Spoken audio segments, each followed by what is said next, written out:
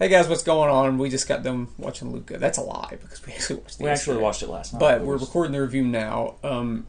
We wanted to stew on this movie a little bit. Exclusively stew. Disney Plus release, no theater release, no extra payment either. Just if you're subscribed. Just a free movie, a free new movie if you're subscribed. Which ultimately is pretty unfortunate, but given the circumstances of the times, it's pretty risky to release a non-franchise animated movie like this into theaters. I think because this movie would have made no money. This movie would have made no money in the box office. It would have made possibly $10 million. I think considering probably the budget at hand, if you're looking at like any given Pixar movie, it's usually like ranges from like $150 to $200 million. And I assume that this isn't an exception. It's probably the same. Yeah, I'm not sure. So let's find out. Pulling up the phone. But yeah, Luca, it's a new movie from Pixar, which, as we all know, Pixar is sort of.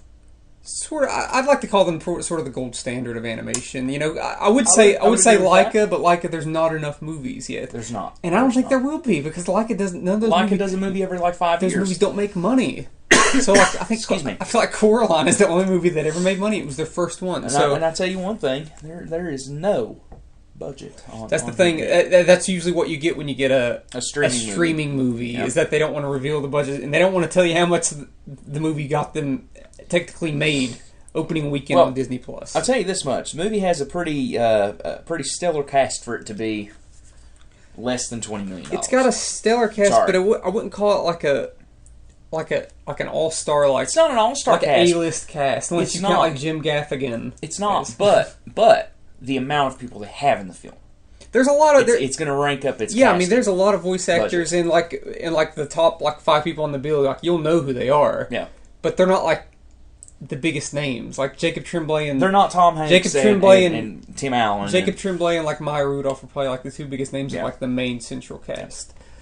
But yeah, it's sort of a risky move considering the animation style. Also, which I mean, this isn't like out of the ordinary for Pixar to have a movie that's sort of different animation-wise, but this movie, animation-wise, feels not like a Pixar movie. It feels a little different. No, I don't mean that in a bad way. It feels more like it almost has like those looks of like those like I'm just judging by the characters' faces and like their mouth and their teeth. It's sort of like those like stop motion animated movies like the Wallace and Gromit movies and Chicken Run. You know what I mean? Like, yeah. But it's not stop motion. Yeah. It's clearly like full-fledged CG. Fully animated, yeah. So like the design is sort of like that. Yeah, I can see that. I didn't really put that together until you kind of. Yeah. I was thinking more along the lines of in between, right before they got their footing between Toy Story 1 and 2. Their footing of getting like a Bug's Life kind of. Yeah. That's kind of how I saw it. But I could I think the marketing for this movie, it's purposely like I mean it gives away sort of what the movie's about, but not to the extent where like you jump right into this movie and you're immediately introduced into the sea world and the sea creatures and the sea monsters, rather than immediately jumping into the on land like human aspect. Well, wasn't it originally a short film before one of the other movies? I don't know. Wasn't it called like a little? I don't have a clue. Go ahead. Continue. I don't have a clue about that. I don't know.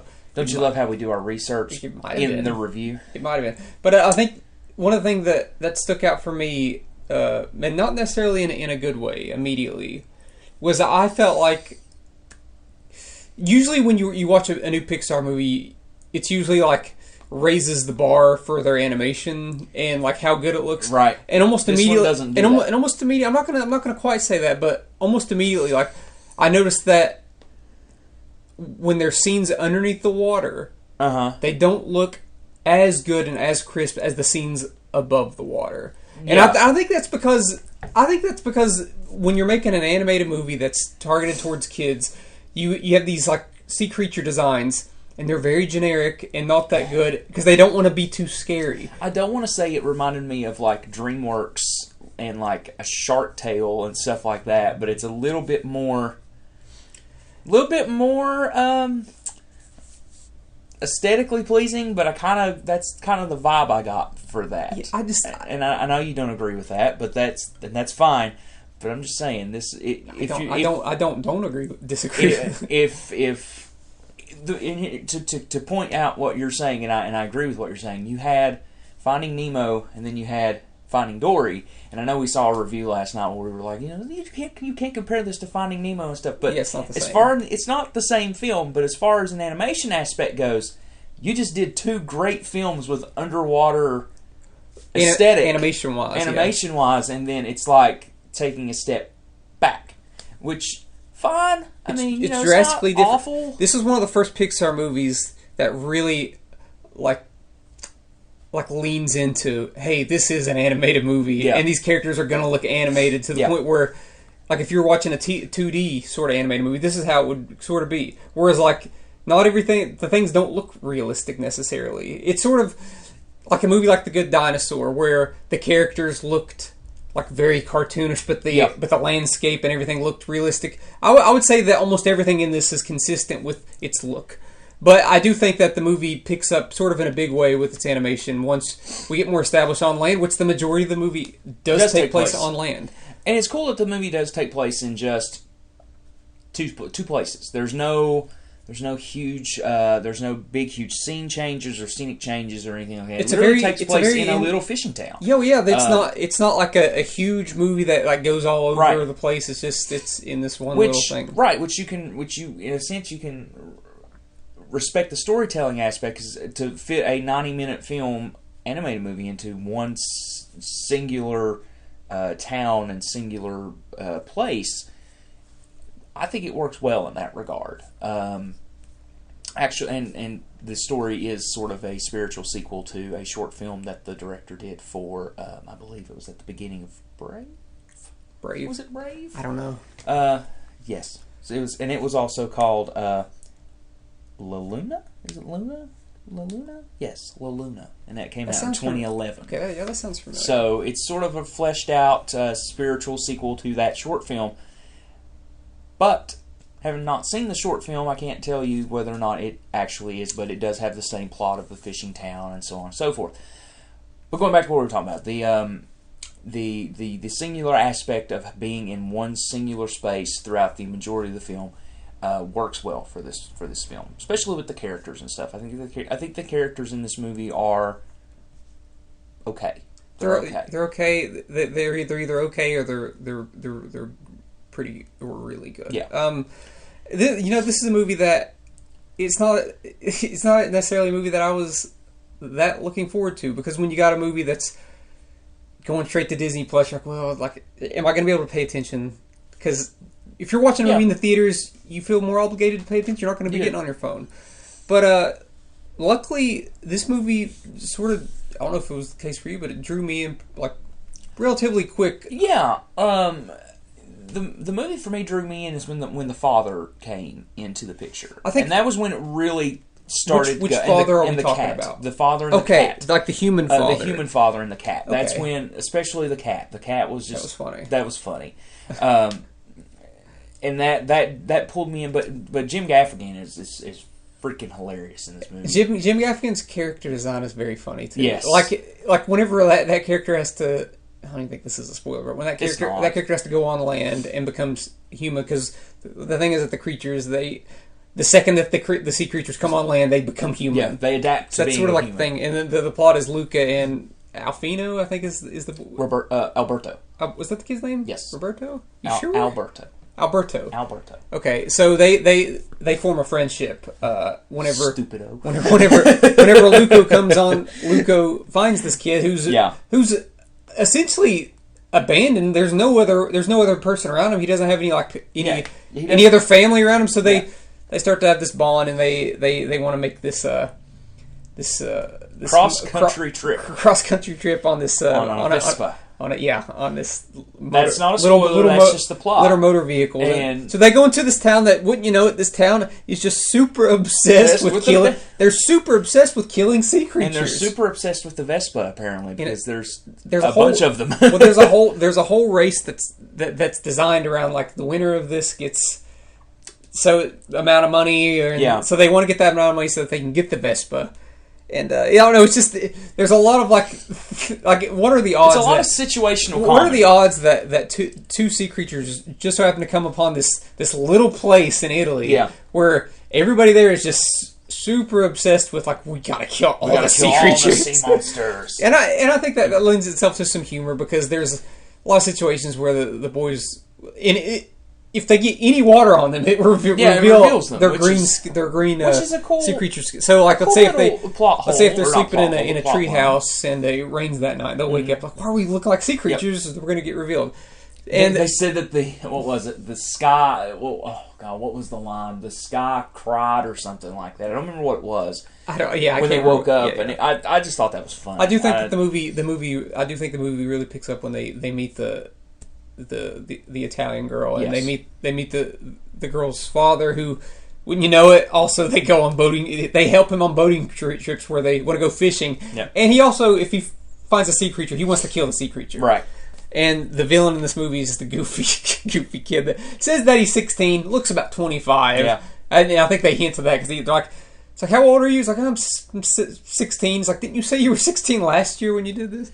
And the character design for that character, I couldn't put my finger on it, but he reminded me of somebody. Yeah. And I figured out halfway through the movie. And he reminded me, did you watch the movie Casper as a kid? He reminded me of the main ghost Stretch. Yep. The face design and everything. Yep. That character was goofy, but it served its purpose. He wasn't supposed to be like a huge, like, dominant villain. No. He was just a goofy villain that could be intimidating towards like an 11-year-old, but that's what they are. In the movie, but once you like stack them up against like some of the older people in the, I will say though, Luca's joke to him about him when they're signing up for the race.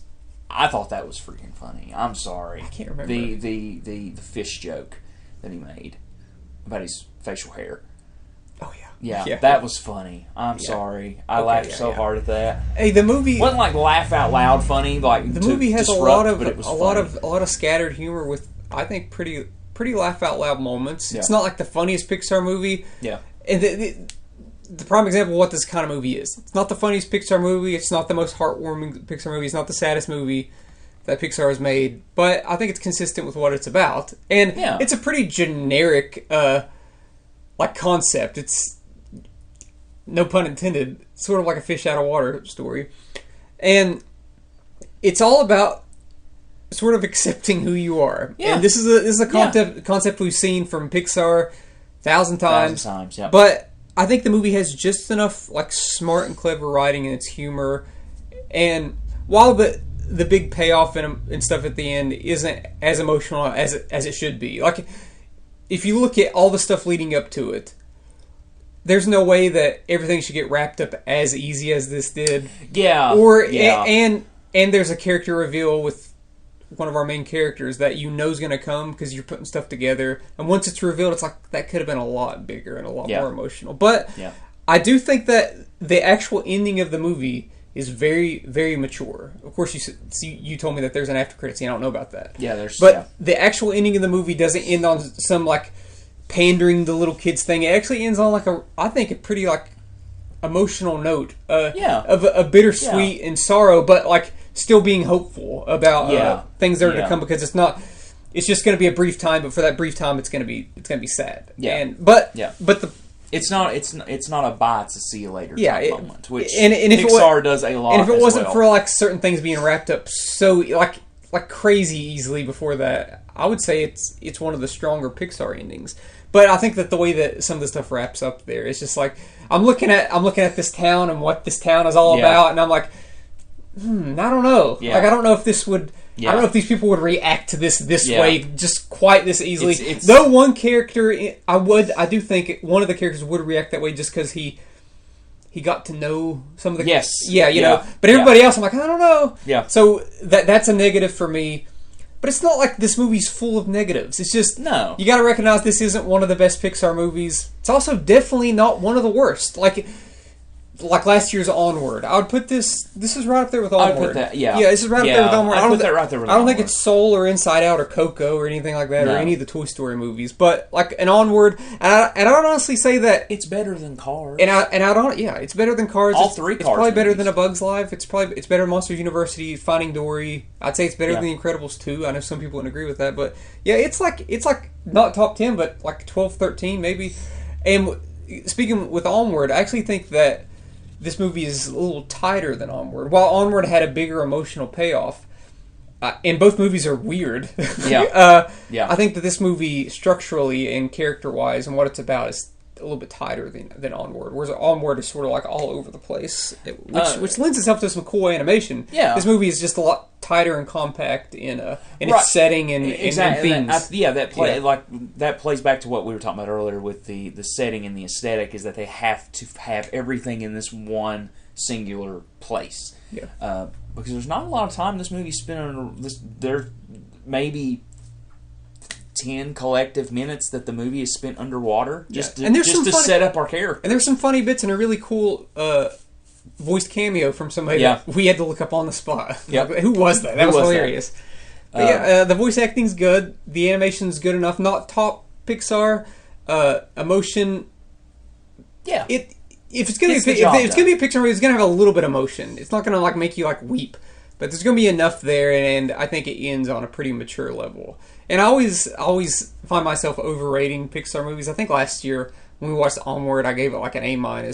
And I think us not reviewing this movie immediately after has helped me be like, you know what, maybe I shouldn't overrate stuff quite as much, because I've had a day to stew on it. We watched the end of The Sopranos as well, so and even watching the end of The Sopranos, I'm still thinking about some aspects of this movie. It's like, you know what, this movie kind of holds up to some extent. So I give this movie a B+. I think that it's solid Pixar. I don't think it's trying to be top dog Pixar. No, it's just it is what it is.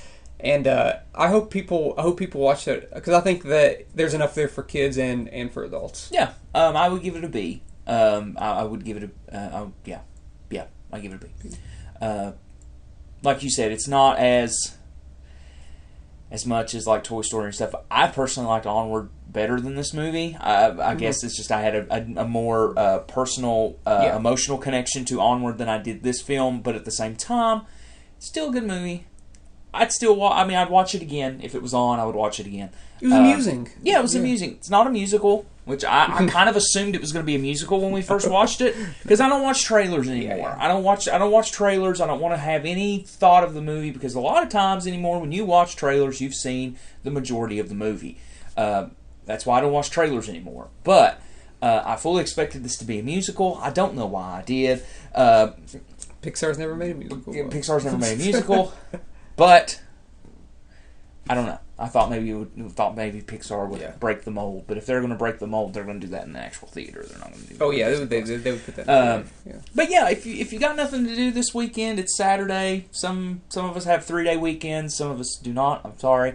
Check it out. Go watch it on Disney Plus. Grab your kids, watch it. Check it out. Make some popcorn stuff. Go to the theater. Watch Quiet Place 2. Quiet Place 2. Don't watch Conjuring 3. You're in the Heights. Yeah, watch In the Heights. You know, even though I think we should revisit the review of In the Heights, because I've got some problems with that movie now. I'm not gonna lie to you.